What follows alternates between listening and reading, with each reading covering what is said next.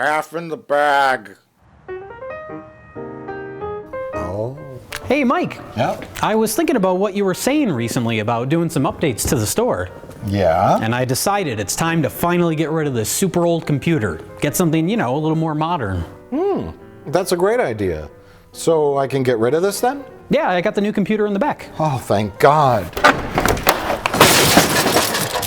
I can't wait to see what this new computer looks like.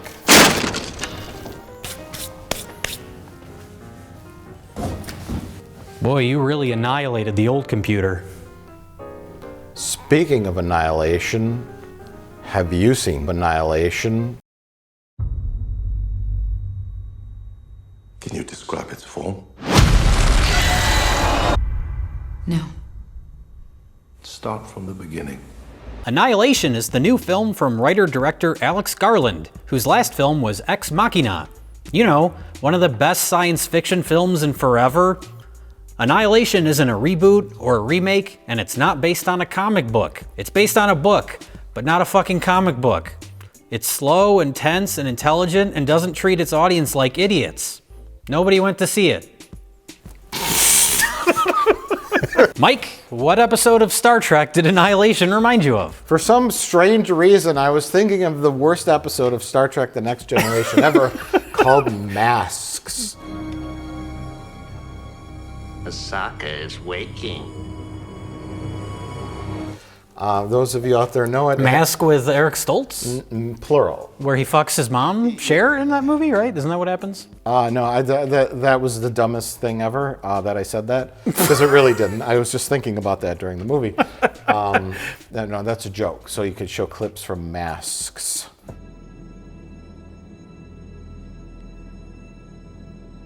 Is there absolutely no correlation? Well, kind of. The Enterprise gets infected with a computer program of an ancient culture, and it starts to slowly transform the Enterprise into like Mayan ruins with like trees and bricks, and Data becomes like a god. I was just chuckling to myself. Okay. Like, I'm going to make that comparison because it's so outlandish. So that's a joke that 5 people will get. Yeah.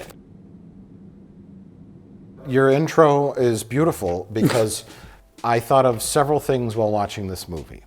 One, I thought our society is doomed. And two, I thought movies are doomed. Everyone has been saying, this is the movie we need right now. And they said that about the Ghostbusters 2016 remake. They said that about Black Panther. And Ghostbusters 2016, it's like, isn't it great to see 4 women doing science? and then Paul Feig's on the microphone. He's like, something about STEM. You have some serious knowledge to drop, and something that Ghostbusters did so well. Females and STEM together, how often are we seeing that in media right now? Well, I think the first question to ask is how often do we see females in film?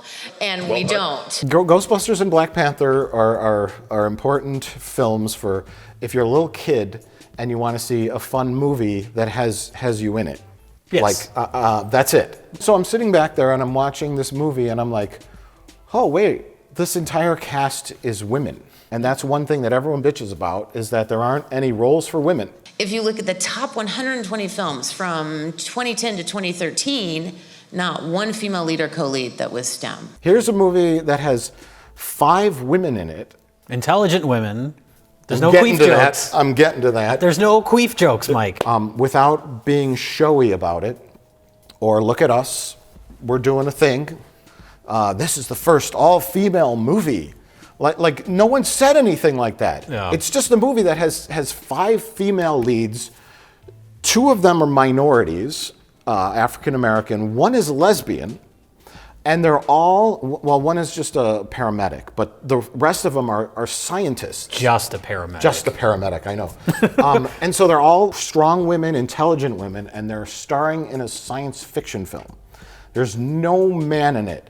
And they don't do dumb things. There's not like the jokey, stupid crap that you would feel like should be put into this movie. Yeah. No, they treated the characters like they were intelligent, normal people. And I was just like, And then you have all this Oscar stuff with women are the most important thing since sliced bread.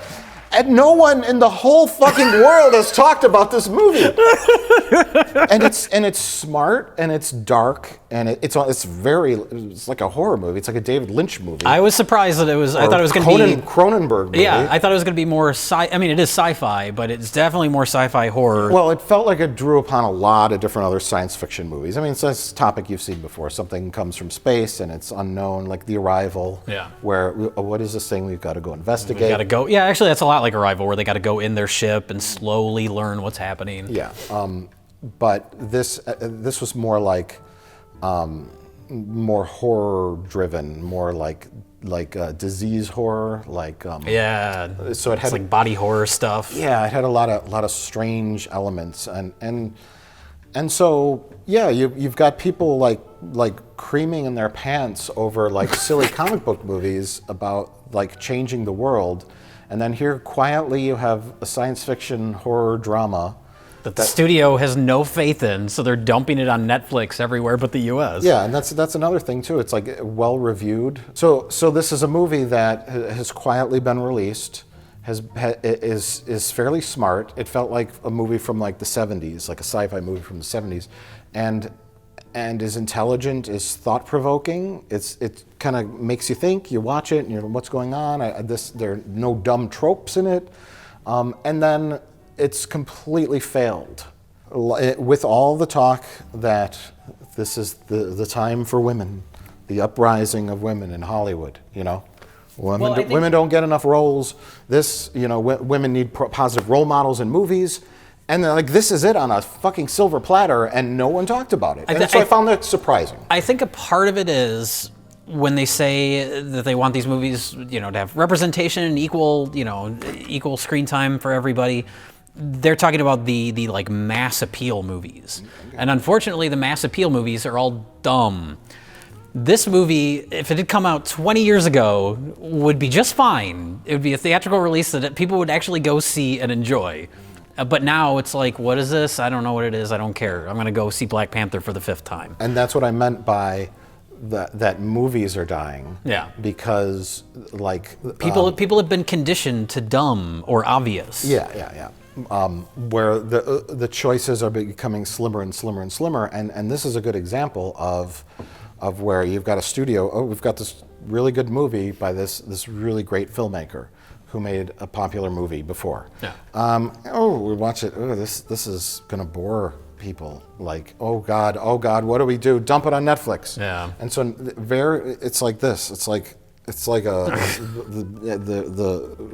bottlenecking almost, and soon it's just going to be Marvel's Avengers, Black Panther 2, Wonder Woman 2, Wonder Woman 3, a cartoon movie, a Pixar movie is a safe bet. Smurfs 4, and then that's it. Those are going to be your only choices in theaters, and then everything else is going to be in some other platform.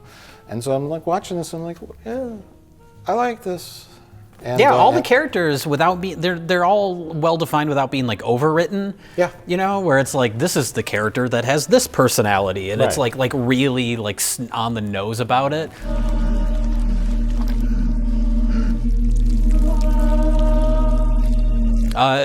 Jennifer Jason Leigh feels like she's maybe taken too much Prozac or something. She's a little sleepy throughout this movie.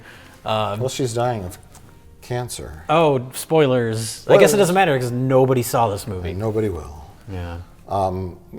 Yeah. Her performance was interesting, I'll say that. It was off-putting at first. Like, once you get to know what's going on with her, it makes a little more sense. But at the very beginning, I was like, this is a choice. What is this? This is an actor choice, and I don't get. She was defeated in life. Yeah. No, well, that's the thing, too, is like, I wasn't... When I was the first time you see her, I was like, "What is with this?" But there wasn't that instant gratification where they immediately explain to you why that character is the way it is. You gradually learn it, and that's way more satisfying. Yeah, and like watching this movie, it's not like, okay, here's what it's about. It's not, okay, we've got to do the thing to stop the aliens. Of the alien invasion. It's showing you in the beginning, it's a meteorite that crashes towards Earth. and then it creates this bubble. It's almost like The Dome, if you ever watch that TV series. Oh, I haven't seen it. Under the Dome, it's called. Yeah. And so, but it's sort of like, it's almost like a bubble, like when you blow a bubble. Yeah, there's like a weird rainbowy prism effect. Prismatic effect. And then that's what's going on in there. It's like kind of confusing scientifically. Yeah. So you have to kind of pay attention because it's like, well, there's a weird prism effect happening with DNA and cells. And so they're kind of like duplicating. And so it's like, okay, well, that's happening, but it's, there's other things going on. It's like, I don't know, I got a lot of like duality. Natalie Portman plays a biology professor at Johns Hopkins. So she's basically a doctor, and she's talking about cell division, cancer cells dividing at the beginning. And so then there's that's why I thought it was a David Lynch film, because there's doppelgangers. Yeah. And then she has an affair. Her husband is over here, and she has an affair with a married man, so they're splitting cells apart. And so there's like little themes of things going on. There's the two deer that pop up, which I thought, and here's one of my theories, was that the woman who got mauled by the bear, she had a little story about how her daughter died of cancer. Mm-hmm. And so she's like, now I'm a different person. So she is separated from her daughter, and then she dies, and then Natalie Portman sees these two deer in the woods, and one looks like a mother, one looks like a daughter, and then they run off. So it's like they've been transformed. Transformative duality, separation. There's like it's not just like, here's what the movie's about. You sit there and you interpret kind of what you think it's about. This is all very interesting. Do you remember that part in Black Panther when they fought on the rhinoceroses?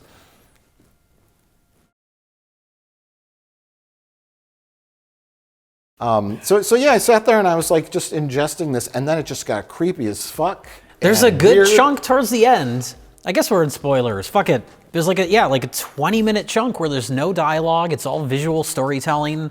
The soundtrack, it reminded me of I don't know if you've seen Under the Skin with Scarlett Johansson, but like these creepy sounds, and then like the doppelganger, which kind of resembles the alien at the end of Under the Skin. It also reminded me of Doctor Doom from the Josh Trank Fantastic Four, if you remember that.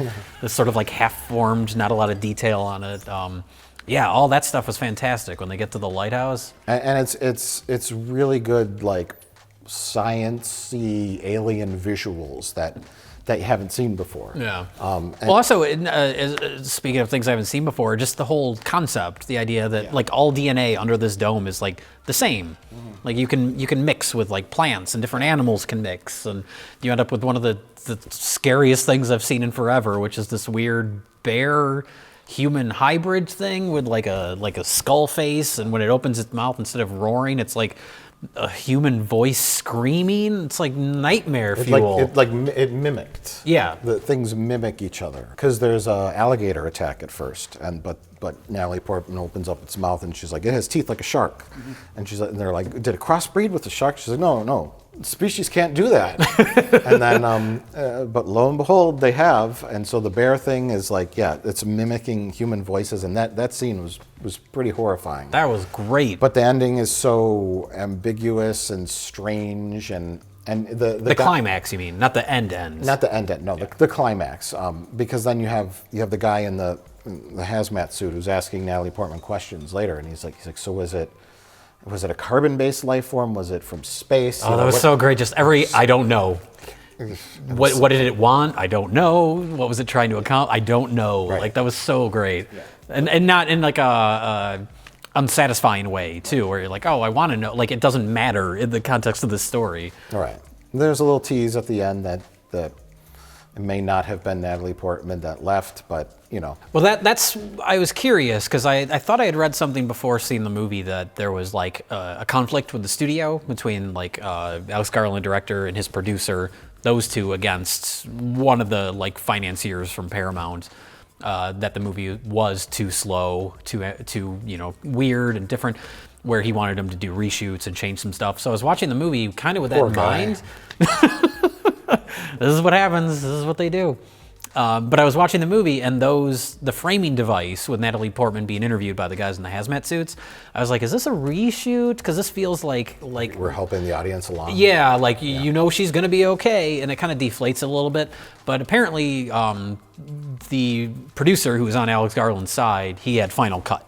So this was the movie they intended to make, which is a little surprising because yeah, I thought the framing device didn't really work for me because it's like, yeah, okay, well we know she gets out.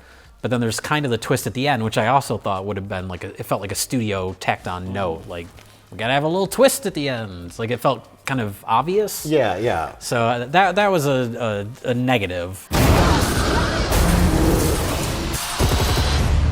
Sharks have teeth like that. It's not possible. You can't crossbreed different species. So yeah, interesting movie. And I wanted to I was talking briefly about the visuals and the sciencey stuff. The H.R. Geiger kind of alien-esque, that when she goes down into the hole, Yeah. that stuff, and then just the weird tendrils and the sinewy kind of grossness on the walls. When they go to the first. So odd, yeah. oddly specific to where it's not like, this is what an alien monster would make this lighthouse look like. Right. But it was just like, what? Like, Yeah. like gross things you see in science or in human anatomy or whatever that just don't quite make sense. Yeah, but it looks natural. Like you mentioned H.R. Geiger, but his stuff is very stylized. Yeah. I just meant that dark, cavey area underneath. Sure, but that's what I liked, is that it didn't feel like anything I've seen in a movie like this before. And then early on, when they go to the first camp, and they find the guy with like the hole in his chest, and he's just like splattered all over the wall. It's like, it's grotesque, but it's also kind of like it looks like modern art or something. Yeah, it's very weird. Or the people that are growing out of plants. Yeah. The plants are taking shape of the humans that lived there or died there in that farm. But then you have the crystalline glass things growing out of the sand, because that's what sand is. It's glass. Right. And it's just like, oh, I'm going to take this DNA from the glass and just make this thing. And it was like, oh, it's just like, it feels like a weird disease. It's cancer, basically, because that's what the movie started off with. It's just doing its thing. It's not trying to take over the world. This is just what it is. So it's a biological entity that has invaded Earth, much like a cancer invades people, because that's mentioned 3 times in the film. Jennifer Jason Leigh has cancer, the woman's daughter dies of cancer, and Natalie Portman's talking about cancer cells in her class. Yes. And so basically it's like, what if an alien cancer came to Earth? It's kind of like The Happening, just not stupid. Just not stupid. Well, there's a wild animal attack in The Happening too. I would say this is done a little better. Just a little bit. Well, Mike, you are known to be the biggest fan of Natalie Portman's acting. What did you think of her in this film? You know, Jay, at first I was like, I can dig this. I think she's doing a pretty good job in this. But then there were some lines where she said them and I was like, wait, that should have been said differently. Like there was one like kind of like weighted question that she asked somebody, and it was like, why did you do that? Yeah. And I wanted to hear her say like, why did you do that? Like you know what I mean? Where it's like she turned in a very Natalie Portman performance. Yeah, and it wasn't like I was like at first like when she had a couple of the scenes with Oscar Isaac and they were doing some stuff and she was like talking to him. I think it was when he came back from war and she's grilling him. Oh. And I was like, oh, sure, her acting's not too bad now. It's gotten better. It's all right in this part. But then it's sort of like she didn't seem like she knew what movie she was in. And I was like, okay. So a very standard Natalie Portman performance. It was a pretty standard Natalie. But we should point out, though, Natalie Portman was in the Star Wars prequels, Yes. and Oscar Isaac is in the new Star Wars films. Queen Amidala, meet Poe Dameron. And then we also have Tessa Thompson is in this, who's in Thor Ragnarok, and Natalie Portman was in the first 2 Thor films. Yes. And Oscar Isaac, a.k.a. Poe Dameron, was in Ex Machina, as was General Hux. Oh my God, that's right. I didn't even think about that connection. But we should point out that Oscar Isaac does 100% less dancing in this film than he did in Ex Machina.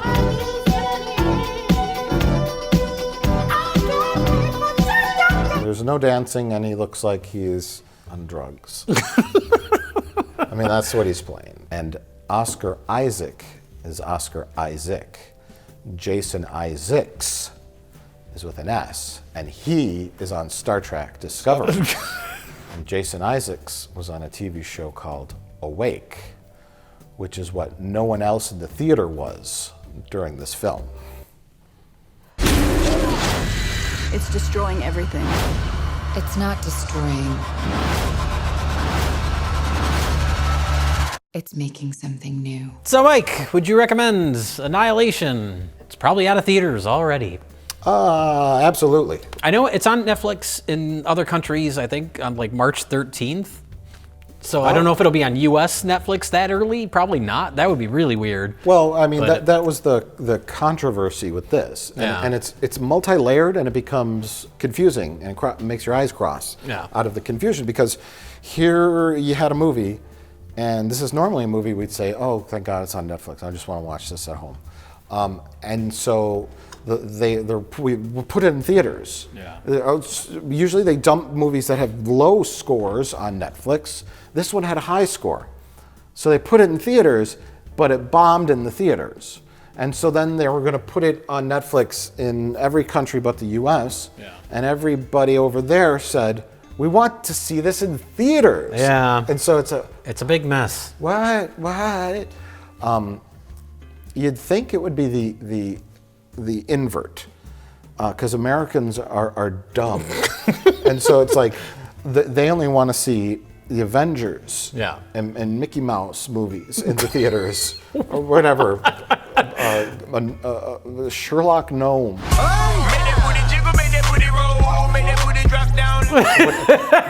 Americans want to see dumb junk in the theaters, and then smarter people sit home in like a wing chair with a brandy, and they watch smart movies on Netflix. They watch movies from 40 years ago and say, why are we not like this anymore? But the rest of the world, Europe and Asia, everyone's smarter than us, so they go to the kino or the cinema. Yes. And they watch this movie. In fact, if this played in all European countries in the cinemas, it would be like packed theaters of completely silent and respectful people who walk up and go, that was brilliant. What did you get from that film? Well, I saw it as a reflection on... They all talk with British accents. Even in Germany and Italy, they all talk with British accents. Yeah. And they said, this was brilliant. But for some reason, they put it in theaters in the US. And theaters in the US are only a place where people go to eat nachos and pizza in shame, in the dark.